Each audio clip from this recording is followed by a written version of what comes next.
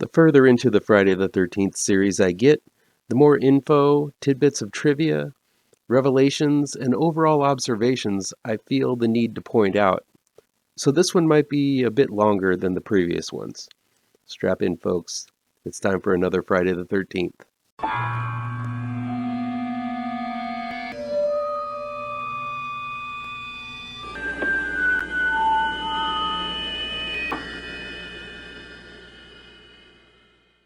Welcome back to ML Miller Frights, a part of the Kings of Horror Network. I'm ML Miller. While you might be watching this video on the Kings of Horror Network, I urge you to click over to my ML Miller Frights page and give it a like, share with your buddies across the electronic superhighway, click subscribe to this channel, and don't forget to ring that bell for notifications. Friday the 13th Part 3 in 3D was released in 1982. It's included in the Shout Factory Friday the 13th Collection Deluxe Edition box set. You can find the link to that down in the comments. Friday the 13th Part 3 in 3D was directed by Steve Miner, and it was written by Martin Kitrosser, Carol Watson, and based on characters created by Victor Miller, Ron Kurtz, and Sean S. Cunningham. In Friday the 13th Part 3 in 3D, a group of kids show up at Higgins Haven, a lake house and farm on the lake that borders Camp Blood, which is where the previous murder spree occurred. This film takes place a day after Jason murders those attempting to reopen the camp in the previous installment, making this one take place technically on Saturday the 14th. Chris, played by Dana Kimmel, is a survivor of an attack by a mysterious man 2 years prior, and returns to the area in order to find closure. Joined by her friends and her pushy former squeeze, Rick, played by Paul Kratka, the group sets out to party for the weekend, but soon finds themselves in the sights of Jason Voorhees, played by Richard Brooker, who survived after having taken out the camp counselors at Camp Crystal Lake the night before. The special features let you know that there were multiple takes on this film before settling on simply washing, rinsing, and repeating the story from Part 2. Amy Steele didn't want to come back to play Ginny, so the idea that the story would continue to follow Part 2's survivor as she struggled with her sanity in an asylum was scrapped. Apparently, Miner originally wanted to make Part 3 as a mystery as well, having the audience guessing who the killer was once again. Friday the 13th Part 3 is the first film in the series that drops the mystery angle, and it never really came back until the somewhat unpopular fifth installment. I think this ended up hurting the series as a whole, given that the mystery angle was a main part of the first two films. Even in Part 2, we were questioning who it was doing the killings, until it was officially revealed as Jason at the end. In Part 3, the kids at Higgins Haven seemed to know nothing about Jason, despite Chris and Rick being annual visitors to the area, which seems to be on the same lake as Camp Blood, and only down the road a piece. There's no expositional drop in regards to the backstory of Pamela and Jason's reign of terror, aside from a news report at the beginning. None of the victims of this onslaught had any idea who was picking them off. Aside from the opener, catching up the audience, the words Pamela or Jason Voorhees are never used by the cast. This is the first one of the series where it's pretty apparent there was much studio interference going on. By now, the studios realized they had a cash cow on their hands, and the desire to connect with a wider audience prompted the casting of one of those multiracial biker gangs that you only see in movies, TV, and comics, and the inclusion of the Cheech and Chong-esque Chili and Chuck.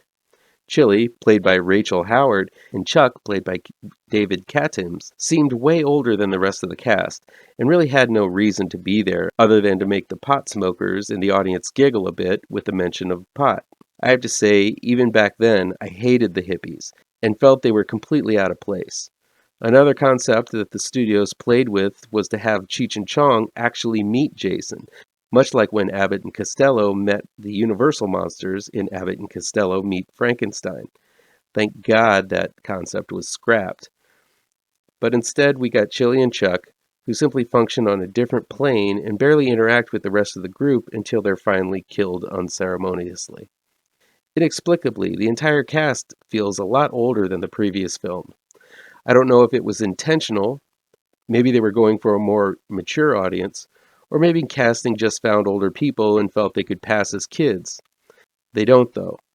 They don't really mention being in high school or in college. They might actually be 20-somethings, and in some cases 30 and 40-somethings. Still, Rick, Chili, and Chuck seem especially out of place hanging out with the rest of the cast. I get why they added the gang. Though they are an extraneous addition, it makes for more kills, offers up a more diverse cast to attract quote-unquote urban viewers who lack the ability to empathize with characters unless they have the same skin tone. Still, I appreciate the way Fox, Ali, and Loco all have their own personalities. They could have been written as one-note jerks, just as a threat to give Shelley an arc to play the hero. But instead, in the short time they were on screen, they're given a surprising amount of personality. Though their retribution of taking the gas is pretty cartoonish, it still manages to become a major plot point, as siphoning the gas from the cars is what slows Chris down from escaping Jason later on. Each of their deaths, especially Fox and Ali's, are poignant and they really resonate. Another vie to appeal to everyone can be found in the absolutely unscary disco score that plays over the beginning and end credits. They should have just stuck in the classic score, as the funk really does date the film more than anything else.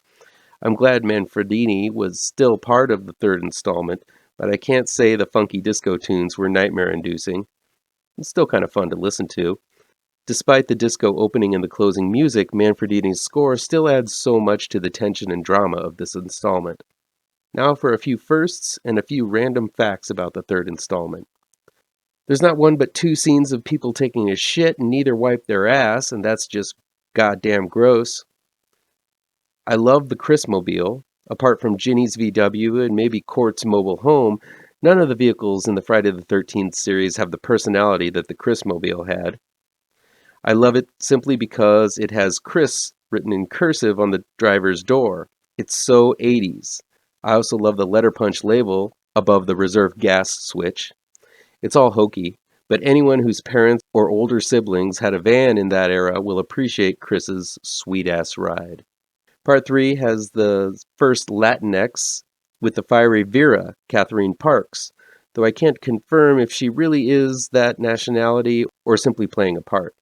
Still, she was hella spunky and had all the makings of a final girl. The second cop we see at the end as they take Chris out looks a lot like a young Officer Rick Cologne from Part 6. You know, wherever the red dot goes, ya bang. I know it's not him, but my continuity-savvy mind wants to believe this is rookie Rick Cologne on one of his first days with the Force, taking his first taste of Crystal Lake mayhem, and that fuels him to send away for a giant revolver with an even bigger laser scope. Part 3 sports the first death of a pregnant woman with Debbie, Tracy Savage, though there's no real mention of it after the first scene, and one might think that a pregnant woman might be sacred enough to save as the final girl. But apparently not. In addition, Andy, played by Jeffrey Rogers, and Debbie's relationship was well communicated and really strong. In very few scenes, these two were an extremely likable couple who seemed to have a strong love for one another. Something later installments forget to add in. As a side note, Andy and Shelley, played by Larry Zerner, have a great rapport. You could see why these two were roommates, having the same interests and skills. For the most part, this cast as a whole, though older, felt comfortable and very relatable. Fangoria makes an appearance in the film series for the first time, though not the last, which is only fair since the magazine, which was a favorite of mine as a kid, featured Friday the 13th films multiple times on its covers. Replacement Ralph, known as Abel, played by David Wiley, pales in comparison to the real thing. It's frustrating that they bring back the old crazy coot character, yet killed off the genuine creepy Ralph, Walt Gorney, in the last film. While every installment has its pranksters, Shelley, played by Larry Zerner, takes the cake. Many hate his schlubby poor me attitude, but he adds a lot to the tension in this one, and he even has a chance at a hero's redemption arc as well. This one does a lot with the character. Eventually it boils down to a boy that cried wolf scenario, but leading up to it, I would have been fine with Shelley being the final boy. This one has a few girl and guy candidates in Vera, Shelley, and Chris, and while I love Chris, I wouldn't have been mad seeing any of these actors wear the iconic final girl role.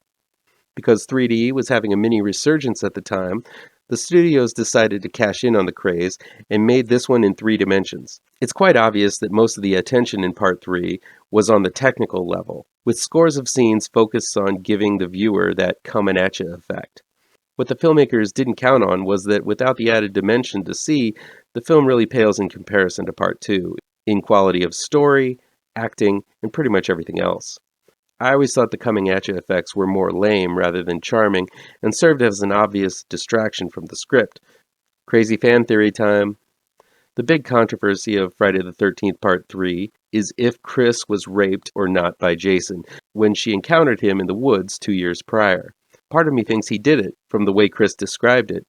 Part of me thinks it's out of character for Jason to act out sexually, since he never does it any time before or after this occasion. Part of me wants to think that Miner was thinking of continuing the mystery aspect, which began in the previous Friday the 13th films, and had the rapist's identity be the mystery in this film. While in the film, Jason is ID'd by Chris.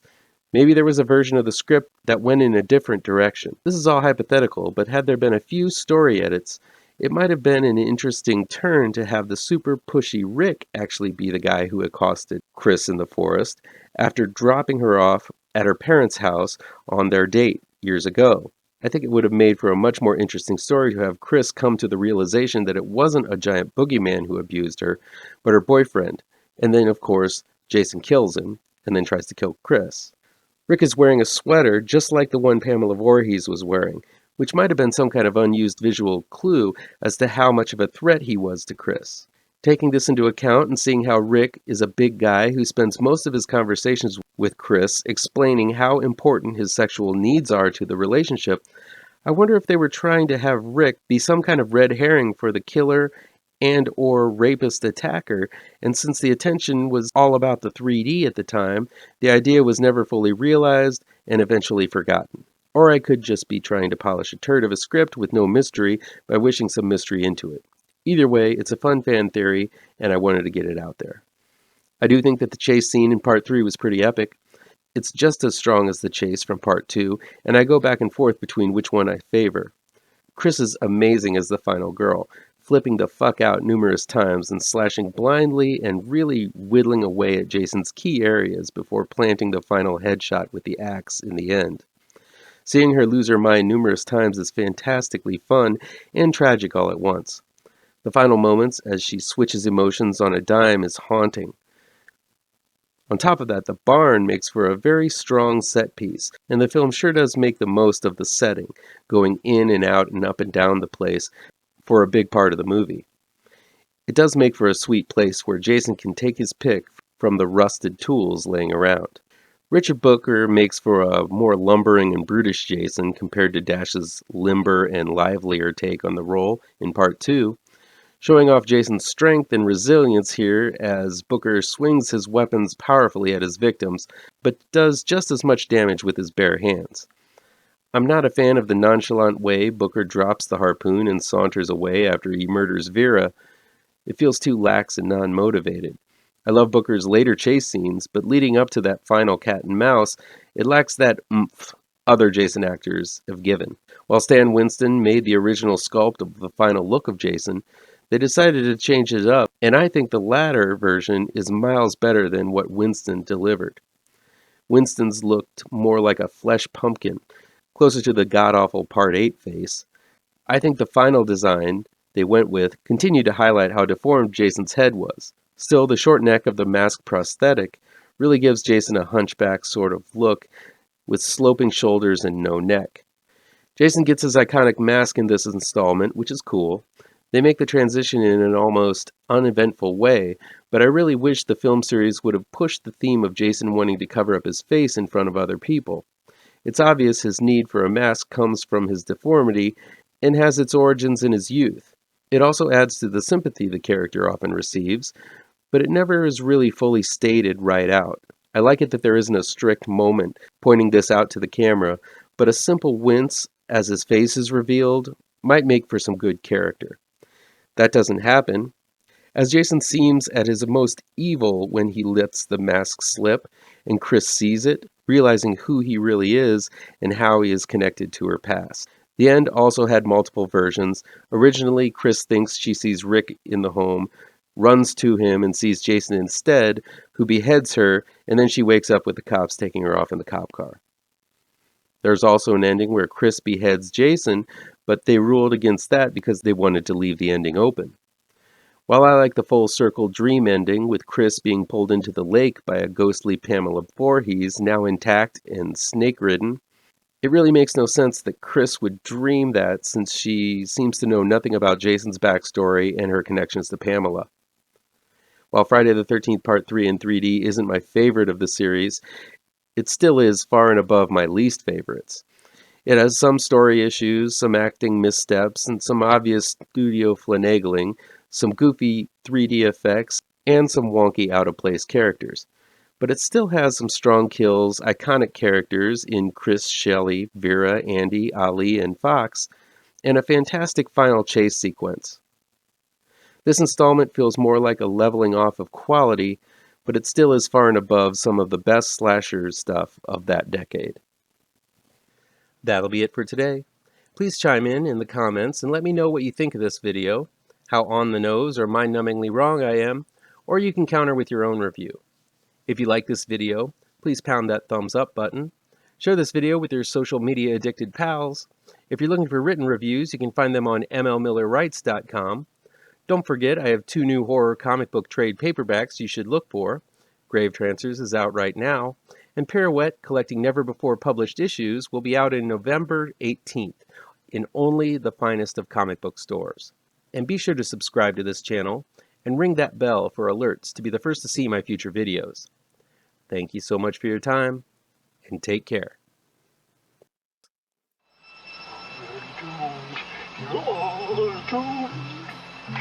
You're doomed to live the life you're meant to be, stuck inside your reality. You're